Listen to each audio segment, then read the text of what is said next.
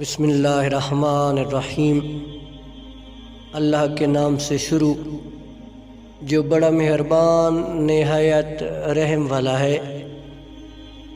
ایک بیٹی اور ایک درخت دونوں کا گھر میں ہونا ضروری ہے، کیونکہ درخت ہمیشہ دھوپ میں سایہ دیتا ہے اور بیٹی ہمیشہ درد میں ساتھ دیتی ہے۔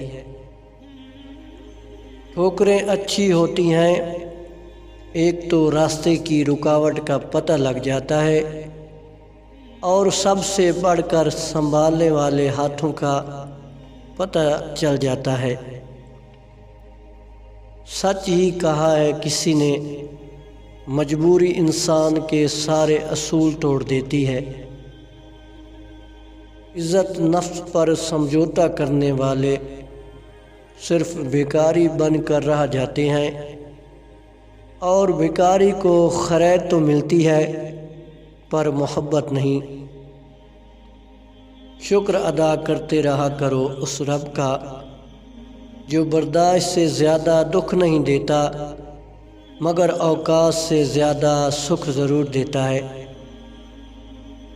نہ جانے کون سی شہرت پر انسان کو ناز ہے، انسان تو اپنے آخری غسل کا بھی محتاج ہے۔